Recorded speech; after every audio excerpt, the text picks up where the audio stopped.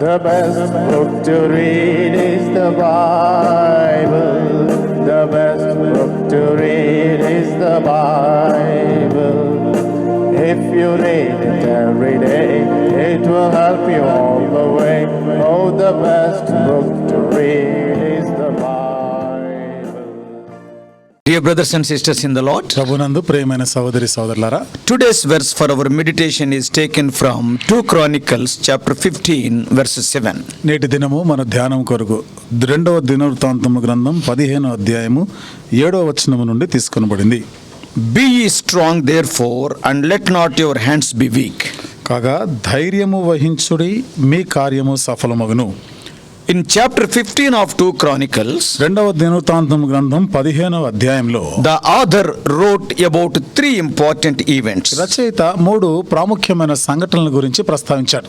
Bible commentators say that Ezra could be the author of the book of Chronicles. Bible వ్యాఖ్యానకర్తలు చెప్పిన ప్రకారము బహుశా Ezra ఈ దినవృత్తాంతము గ్రంథాన్ని రాస్తుంటాడని. And the 3 important events in chapter 15 are 15వ అధ్యాయంలో ఉన్నటువంటి 3 ప్రాముఖ్యమైన సంఘటనలు. number 1, మొదటిది Azariah's sermon.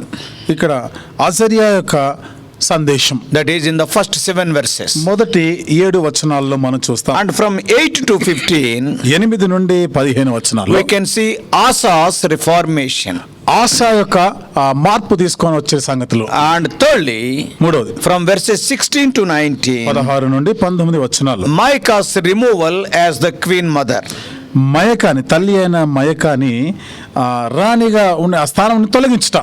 So this chapter speaks of the middle part of King Asa's reign.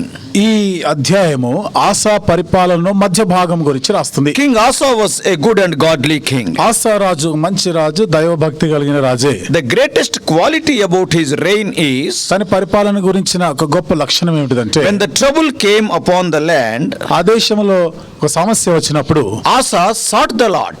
ASHA యెహోవాను వెతికాడు. It is a great quality. ఇది ఎంతో గొప్ప లక్షణం. Every child of God should possess this quality. దేవుని బిడ్డలైన వారు ప్రతి ఒక్కరు కూడా ఇలాంటి లక్షణాలని అవలంబించుకోవాలి. When we face troubles, మనం కష్టాలను the ఎదుర్కొన్నప్పుడు general tendency of any human being is to run to a visible help, that is to the other able humans for help. సాధారణంగా ప్రతి మనుషుడు చేసే ప్రయత్నం ఏమిటంటే సహాయం చేయగలిగిన సాటి మనుషుని దగ్గరికి వెళ్తాడు. But the best thing to learn and practice is to look unto the Lord. అయితే మనము నేర్చుకోదగినటువంటిది, అలవర్చుకోదగినటువంటి శ్రేష్టమైన సంగతి ఏమిటంటే యెహోవాను వెతకాలి. And as a matter of fact, వాస్తవంగా చెప్పాలంటే he had a big army consisting of 3 lakhs soldiers from the tribe of Judah. యూదా గోత్రం నుండి 3 లక్షల సైనికులు, మహా గొప్ప సైన్యం ఆయనకుంది. Not only that, అంతేకాదు, another 2,80,000 soldiers from the tribe of Benjamin. బెన్యామీను గోత్రం నుండి 2,80,000 మంది మరికొంతమంది సైనికులు ఉన్నారు. So the total strength of his army was 5,80,000 army men. ఈయన సైన్యము 5,80,000 మంది సైనికులు. But he never looked unto his army for help. కానీ సహాయం కొరకు తన సైన్యం వైపు చూసుకోలేదు ఆయన. But the beautiful quality written about Asa is that he looked unto the Lord. ఆసా గురించి చెప్పబడినటువంటి ఎంత సుందరమైన ఒక లక్షణం గురించి అతడు యెహోవాను వెతికెను. And when 10 lakhs Cushites came against him, 10 లక్షల మంది కూషీలు ఆయనకు విరుద్ధంగా వచ్చినారు. he prayed and fully depended on God. ప్రార్థన చేసినాడు, సంపూర్ణంగా దేవుని పైన ఆధారపడ్డాడు. We read this in chapter 14 verse 11. ఇది 14వ అధ్యాయము 11వ వచనంలో మనం చదవచ్చు. I am reading that verse. ఆ వచనం చదువుతున్నాను. And Asa cried unto the Lord his God and said, Lord, it is nothing with thee to help, whether with many or with them that have no power. Help us, O Lord our God, for we rest on thee, and in thy name we go against the multitude. O Lord, thou art our God, let no man prevail against thee. ఆసా తన దేవుడైన యెహోవాకు మొరపెట్టి, యెహోవా, విస్తారమైన సైన్యము చేతిలో ఓడిపోకుండా బలము లేని వారికి సహాయము చేయుటకు నీకన్నా ఎవరును లేరు. మా దేవా యెహోవా, మాకు సహాయము చేయుము. నిన్నే నమ్ముకొని ఉన్నాము. నీ నామమును బట్టియే ఈ సైన్యమును ఎదిరించుటకు బయలుదేరి ఉన్నాము. యెహోవా, నీవే మా దేవుడవు. నరమాత్రులను నీపైని జయమందనీయకుము అని ప్రార్థింపగా Asa prayed to God. ఆస దేవునికి ప్రార్థన చేసినాడు. So King Asa had the first-hand experience of the power of God in the battle. He has seen with his own eyes. కాబట్టి ఇక్కడ ఆస తన కళ్ళారా యుద్ధములో దేవుని బలం ఏమిటిదో శక్తి ఏమిటిదో అని చూసినాడు. Now after this victory over the massive Ethiopian army, కాబట్టి ఇంత విస్తారమైనటువంటి ఐథియోపియా సైన్యం పైన విజయం సాధించిన తర్వాత then Asa was confronted by a prophet named Azariah, the son of Oded. అప్పుడు ఓదేదు కుమారుడైన అజరియా ఆసాను ఎదుర్కోవడానికి వచ్చినాడు. And this man was a prophet but mentioned only here. ఇతడు ఒక ప్రవక్త, కానీ కేవలం ఈ సందర్భంలో మాత్రమే ఆయన పేరు ప్రస్తావనకు వచ్చింది. There are some people in the Bible Bible గ్రంథంలో కొంతమంది వ్యక్తులు ఉన్నారు whose ministry can be summed up in 1 or 2 verses. వారు చేసిన సేవ పరిచర్య అంతా కూడా 1 లేదా 2 వచనాలకి పరిమితమైంది. That doesn't mean that they are small people. దాని అర్థము వాళ్ళు చిన్నవాళ్ళు అని కాదు. The verses allotted to their ministry may be few, వారు చేసిన సేవ కొరకై 2 వచనాలు మాత్రమే కేటాయించబడ్డాయి. but their ministry was very great. కానీ వాళ్ళు చేసిన సేవ చాలా గొప్పది. Prophet Azariah was one of such prophets. Azaria ప్రవక్త అలాంటి వారిలో ఒకడు. So he also told Asa to seek the Lord. ఇతడు కూడా ఆసాతో అదే మాట చెప్పినాడు, యెహోవాను వెతుకుమని. And he went on to describe past seasons in Israel's history. ఇశ్రాయేలీల చరిత్రలో ఆ గతము గురించి, సంఘటనల గురించి జ్ఞాపకం When చేస్తాడు. the leadership wandered away from God, what has happened to them? నాయకులు ఎప్పుడైతే వారు దారి తప్పిపోయినారో అప్పుడు ఏమి సంభవించిందో అవన్నీ జ్ఞాపకం Oh, when చేస్తున్నాడు. they went away from the Lord, the dark days followed and there was no peace in that land. దేవుని నుండి దూరం అయిపోయినప్పుడు, చీకటి దినాలు వచ్చినప్పుడు వారు ఎంత నష్టపోయారు, ఇవన్నీ కూడా జ్ఞాపకం చేసినారు. So the promise for our meditation today, నేటి దినము మన ధ్యానం కొరకైన వాగ్దాన వచనము they are the words of prophet Azariah, son of Oded, to King Asa. ఇవి ఓదేదు కుమారుడైన ప్రవక్త అయిన అజరియా ఆసాతో చెప్పినటువంటి మాటలు. Asa knew what Azariah meant.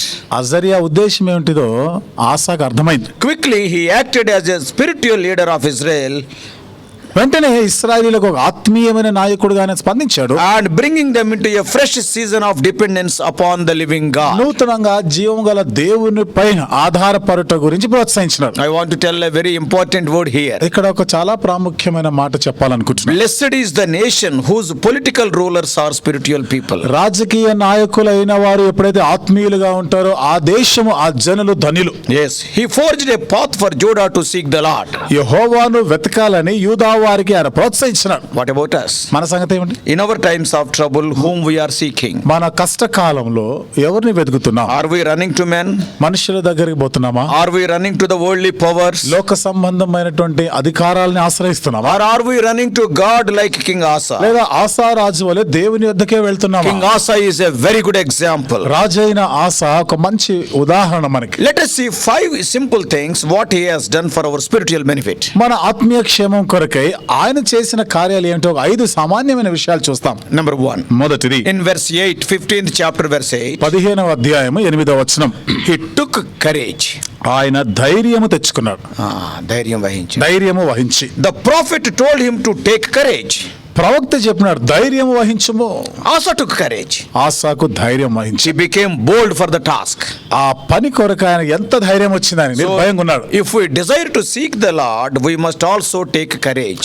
యెహోవాను వెతకాలని ఆశగానే ఉంటే మనకి ధైర్యం కూడా ఉండాలి. Spend time in prayer and reading the word of God. ప్రార్థనలో సమయం గడుపుతూ వాక్య ధ్యానంలో సమయం గడపాలి. Don't postpone these actions. కాబట్టి ఈ పనులు వాయిదా వేయకూడదు. Oh, tomorrow I will pray, day after tomorrow I will meditate. No, not like that. సరే రేపు ప్రార్థన చేస్తా, ఎల్లుండి వాక్యం ధ్యానిస్తాను అని చెప్పకూడదు. You have to take courage. ధైర్యం తెచ్చుకోవాలి. Grab it and let the Spirit of God put it in the marrow of your soul. కాబట్టి దేవుని ఆత్మ నిన్ను ఈ పని చేయడానికి, నీ ఆత్మలో నీకు సహాయం చేయనుగా. He has to strengthen you. అంటే నిన్ను బలపరచాలి. Tackle the project and be bold for the task of seeking your God. కాబట్టి ఈ పని పూనుకుంటూ దేవుని సహాయం కొరకే నువ్వు వేడుకోవాలి. And that is the taking courage. అది ధైర్యం వహించటం. And the second thing what we can see, మనం చూసే రెండవ సంగతి, put away idols.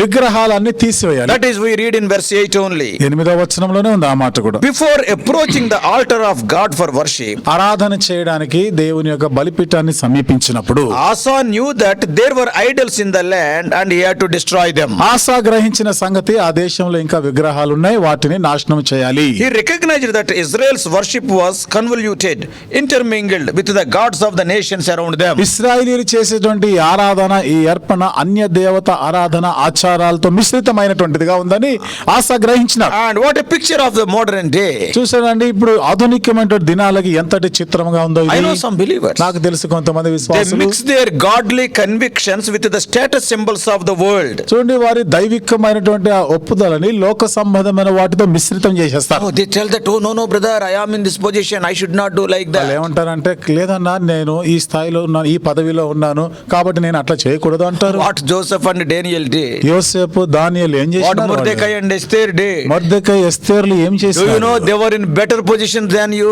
నీకన్నా ఉన్నత స్థానంలో మెరుగైన స్థానంలో ఉన్నారని సంగతి తెలుసా Don't నీకు? minimize, don't nullify godly convictions because of your worldly status. నీ లోక సంబంధమైనటువంటి నీ పదవులను బట్టి దైవికమైనటువంటి ఈ ఒప్పుదల విషయంలో నీవు రాజీ పడకూడదు. So you are giving more priority to your worldly status than the godly conviction. దైవికమైనటువంటి ఒప్పుదల కన్నా లోక సంబంధమైనటువంటి పదవుల కొరకే ఎక్కువ ప్రాధాన్యత ఇస్తున్నావు. I can term it as modern idolatry. దీనినే నేను ఈ విధంగా చెప్తాను, ఆధునికమైన విగ్రహారాధన అని చెప్పొచ్చు. Today in these modern days, ఇప్పుడు ఈ ఆధునికమైనటువంటి దినాల్లో idols like friendships, చూడండి, స్నేహము అనే విగ్రహం. and some people fashions is an idol. కొంతమందికి ఫ్యాషన్లు ఇది ఒక విగ్రహం. For some people tourism and travel, visiting places, even absenting the house of God. కొంతమంది విహారయాత్రలు దేవుని మందిరానికి రాకుండా విహారాల యాత్ర చేయడం Even ఇది ఒక for విగ్రహం. some people the cell phones have become idols. ఇంకా కొంతమందికి సెల్ ఫోన్ విగ్రహం అయిపోయింది. They are not allowing you to spend time with God. ఇవన్నీ కూడా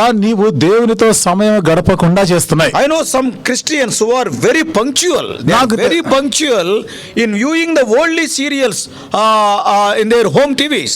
నాకు తెలిసిన కొంతమంది విశ్వాసులు వారి ఇళ్లలో కూర్చొని లోక సంబంధమైన సీరియల్లు ఎంత క్రమం తప్పకుండా వీక్షిస్తుంటారో. This is a very sad state. ఇది చాలా విచారకరమైనది. Idols need not be physical ones. విగ్రహాలు అంటే ఏదో భౌతికమైన విగ్రహాలే అవసరం లేదు. Satan has introduced many idols to take you away from God. సాతాను నిన్ను దేవుని యొద్ద నుండి దూరం చేయడానికి అనేక రకాల విగ్రహాలు So ప్రవేశపెడుతున్నాడు. dear brothers and sisters, కాబట్టి ప్రియమైన సహోదరి let సోదరులారా, us examine our lives మన జీవితాలని పరీక్షించుకుందాం. and see what kind of idols have encroached into our lives. ఏ రకమైన విగ్రహాలు మన జీవితంలో చొరబడుతున్నాయి చూడాలి. Sad thing is, విచారకరమైన సంగతి. many times many idols are there in our souls, in our minds, but we are not aware of it. అనేక పర్యాయాలు మన ప్రాణములో మన మనస్సులో అనేకమైన విగ్రహాలు ఉన్నాయి, తిష్ట వేసి ఉన్నాయి, కానీ మనకు అర్థం కావడం లేదు.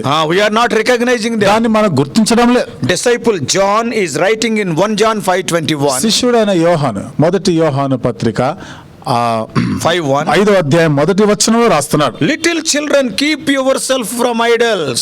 చిన్నపిల్లలారా విగ్రహముల జోలికి పోకుడి, దూరముగా ఉండుడి. So this is the second lesson we learned from Asa's life. ఆసా జీవితం నుండి మనం నేర్చుకుంటున్న రెండవ పాఠం. First he took courage. మొదటిది ఆయన ధైర్యం వహించాడు. Secondly he put away idols. రెండవది విగ్రహములను And తీసివేసినాడు. thirdly మూడవది he repaired the altar. బలిపీఠమును బాగు చేసినాడు. That is same verse 15:8. అదే వచనంలో 15వ అధ్యాయం 8వ వచనంలో, Without wasting any time, Asa repaired the altar. సమయం వృధా చేయకుండా వెంటనే బలిపీఠం ఆయన బాగు చేసిన. For them, in those days, the altar was the place they would daily interact with God. వారి కొరకైతే ఆ దినాల్లో ఈ బలిపీఠం అనేది అనుదినము వారు దేవునితో సంభాషణ చేయడానికి, దేవునితో కలుసుకోవడానికి అదొక మాధ్యమం. The worshippers used to offer sacrifices on the altar. ఆరాధన చేసేవారు, ఆరాధికులు ఈ బలిపీఠం మీద అర్పణలు అర్పించేవారు. If the altar is in repairs, that means seeking the Lord in our lives is not yet started. బలిపీఠముకు ఇంకా మరమ్మతులు చేపట్టవలసి ఉంది అంటే అర్థం ఏమిటిది? మన జీవితంలో ఇంకా యెహోవాను వెతకడం మొదలు పెట్టలేదు అని. As long as the altar is in disuse, బలిపీఠము నిరుపయోగముగా ఉన్నంత కాలం the wonderful treasures of heaven cannot be seen and enjoyed by you. పరలోకం యొక్క ఆత్మ సంబంధమైనటువంటి ఆ యొక్క ధనము, ఆ సంపద మనము అనుభవించలేం. For us, the altar is the cross of Christ. మన కొరకు బలిపీఠం అయితే క్రీస్తు యొక్క శిలువ. Because the sacrifice Lord Jesus Christ was offered on that altar, that is cross. ఎందుకనగా ఆ శిలువ అనే బలిపీఠం మీద యేసు ప్రభువారు తన ప్రాణం బలిగా అర్పించినారు. All the time, the cross must work in all the domains of our life. ఎల్లవేళలా మన జీవితంలో అన్ని విషయాల్లో కూడా క్రీస్తు శిలువ కార్యం జరిగిస్తూ ఉండాలి. So if your altar is not active, నీ బలిపీఠము ఇంకను సరిచేయబడలేదంటే your voice cannot be strong. అంటే నీ స్వరము అంత బలమైనదిగా లేదు అని. Altarless lives are voiceless lives. బలిపీఠము లేని బ్రతుకులు, వారిలో ఏ స్వరము ఏ పాట లేని బ్రతుకులవి. You cannot talk, authoritatively. నీవు అధికారికంగా నువ్వు మాట్లాడలేవు. You cannot say, "Thus saith the Lord." యెహోవా సెలవిస్తున్నాడు అని నువ్వు చెప్పలేవు. You cannot tell that God has spoken to you. దేవుడు నీతో మాట్లాడినాడు అని నువ్వు చెప్పలేవు. I tell you once again, altarless lives, that is, the lives in which the cross is not operating, they are voiceless lives. మరలా చెప్తున్నారు, బలిపీఠము లేనిటువంటి జీవితాలు అంటే శిలువ కార్యము జరగనటువంటి జీవితాలు, వారు ఏమి మాట్లాడలేరు, ధైర్యంగా చెప్పలేరు. Though you speak something, it will not be fruitful. నువ్వు ఏదైనా మాట్లాడినా గానీ అదంతగా ఫలభరితంగా It is ఉండదు. only time pass speaking, because somebody asked you to speak, you spoke, that's all for 1 hour. ఊరిక కాలక్షేపం కొరకు ఎవరో నిన్ను ఏదో చెప్పమన్నారు కాబట్టి గంట సేపు చెప్పినట్టు ఉంటుంది అంతే. It will not have any effect on the people. ప్రజల మీద దాని ప్రభావం ఏమాత్రం ఉండదు. So the third thing is, repair your altar. కాబట్టి మూడవ సంగతి, బలిపీఠమును బాగు చేయుట. Allow the cross to work in your life. సిలువని నీ జీవితంలో కార్యం జరిగించడానికి అనుమతించు. And the fourth thing what we learn from Asa, ఆసా జీవితం నుండి నేర్చుకునే 4వ పాఠం, in 15th chapter from 9 to 12, 15వ అధ్యాయం 9 నుండి 12 వచనాలు. he gathered the people. జనులందరినీ కూడా సమావేశం చేసినారు. Asa then rounded up the people of God for worship. అప్పుడు దేవుని ప్రజలందరినీ కూడా ఆరాధన చేయడానికైనా పిలుపునిచ్చాడు ఆసా. They came and sacrificed and vowed to seek the Lord. వాళ్ళు వచ్చినారు, బలులు అర్పించినారు, యెహోవాను వెతుకుతామని ప్రమాణం చేసినారు. They decided to be a generation which loved and pursued God. దేవుని వెతికి వెంటాడే ప్రజలుగా ఉంటామని తీర్మానం చేసుకున్నారు. Brothers and sisters, సహోదరి సహోదరులారా, I am talking to the spiritual leaders, God's servants and elders and deacons. ఆత్మీయులైన నాయకులతో, దేవుని సేవకులు, పెద్దలు, పరిచారకులు అనబడిన వారితో నేను మాట్లాడుతున్నాను. Here Asa brought the people to such a level they wanted to seek the Lord and they have made a vow. ఇక్కడ ఆసా ప్రజల్ని ఎలాంటి స్థితికి తీసుకొని వచ్చారంటే, వారు దేవుణ్ణే వెతుకుతాము, దేవుణ్ణే వెంటాడుతామని తీర్మానం చేసుకునే స్థాయికి నడిపించారు. Bringing the people to this standard is the responsibility of the spiritual leaders. ఈ పరిమాణంలోనికి ప్రజలను నడిపించడం అనేది నాయకుల, ఆత్మ సంబంధమైన నాయకులుగా గురుతర బాధ్యత అది. Today sad thing is, ఈ రోజు విచారకరమైన you are calling yourself as a servant of God. దేవుని సేవకుడు అని You are చెప్పుకుంటున్నావు. calling yourself as an elder or a deacon. నీవు ఒక సంఘ పెద్దవని, పరిచారకుడు అని I am a చెప్పుకుంటున్నావు. responsible brother, you will tell. నేను ఒక బాధ్యత కలిగిన సహోదరుని I am a చెప్పుకుంటున్నావు. Sunday school teacher. నేను Sunday school I am a టీచర్ని youth చెప్పుకుంటున్నావు. counselor. నేను యవనస్తుల మధ్య You పరిచారకుని yourself have not grown up to this level.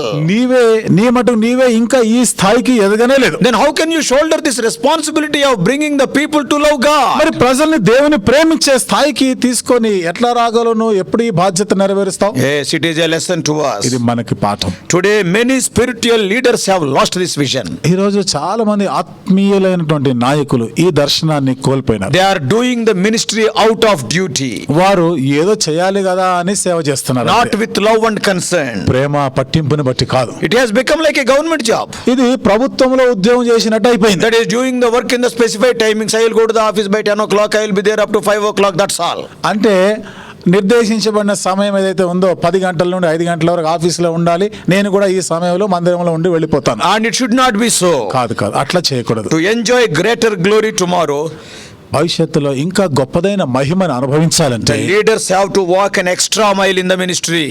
నాయకులైన వారు సేవ పరిచర్యలో అదనముగా ముందుకు సాగిపోవాలి, ప్రయాణం చేయాలి. The church is to be spread.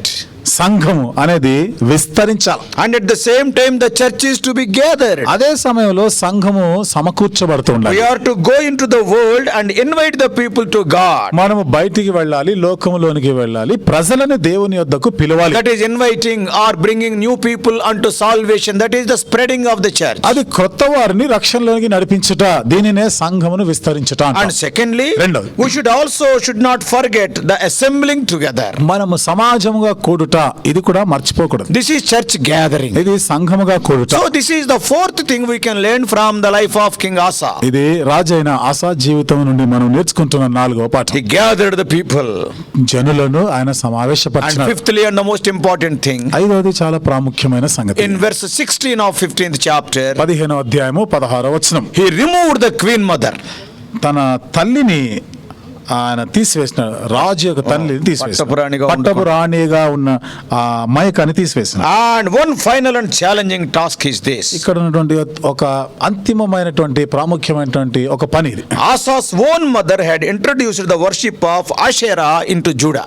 ఆసా యొక్క సొంత తల్లి ఈ ఆషేరా దేవి విగ్రహారాధనని యూదా వారిలో ప్రవేశపెట్టింది. Asa cut down that idol and removed her from her position as queen mother.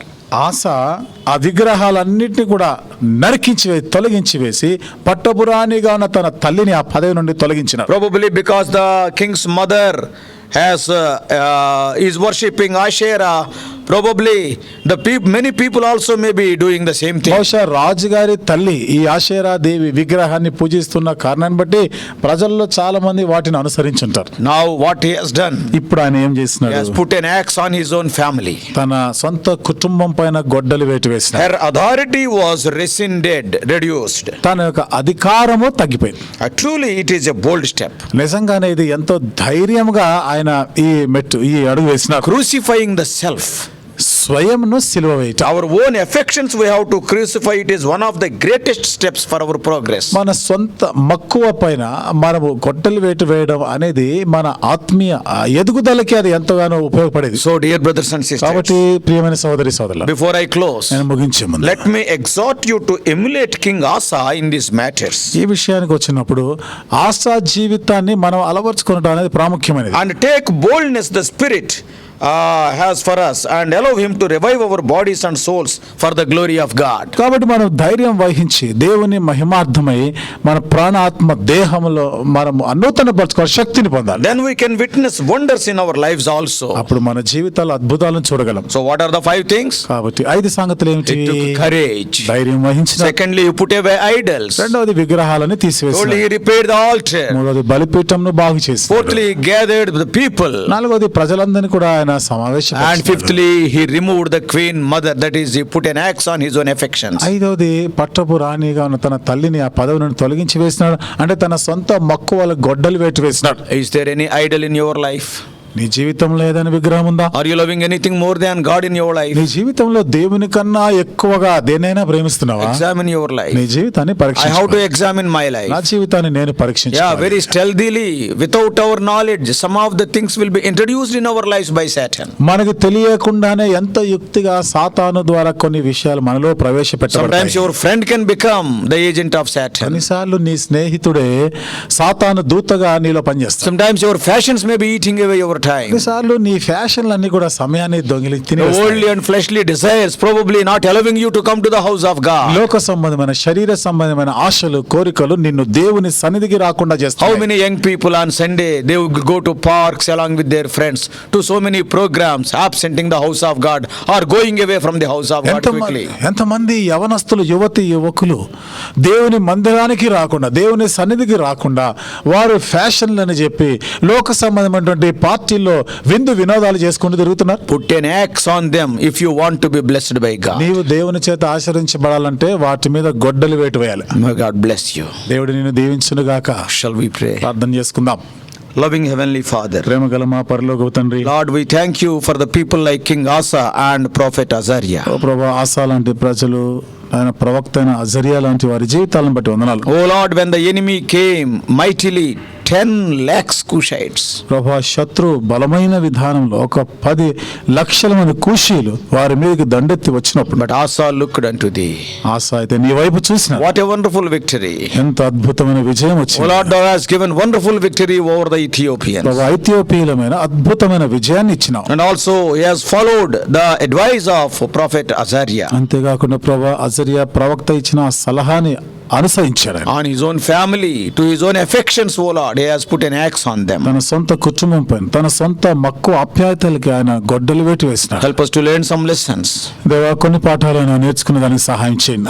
And also, O Lord, help us to set right the altar in our lives. దేవా, మా జీవితంలో బలిపీఠాన్ని బాగు చేసుకునే దానికి సహాయం And చేయండి. also, O Lord, the cross of Christ may work deeply in our hearts. క్రీస్తు శిలువ మా హృదయంలో లోతుగా పనిచేయను గాక. Along with Apostle Paul, we may tell, I am also crucified with Christ. అపోస్తలుడైన పౌలుతో పాటు మేము కూడా ఈ మాట చెప్పుదాము గాక, నేను క్రీస్తుతో కూడా సిలువ వేయబడి Help our ఉన్నాను. dear brothers who are hearing this message. ఈ వర్తమానం వింటున్న మా ప్రియులందరికీ సహాయం చేయండి. In Jesus' precious name we pray. యేసు ప్రభువారి అమూల్యమైన నామములో ప్రార్థించి వేడుకుంటున్నాం తండ్రి. Amen. Amen.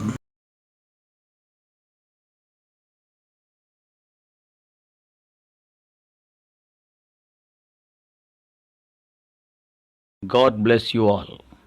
Please subscribe for more spiritual messages on YouTube channel John Victor Hebron.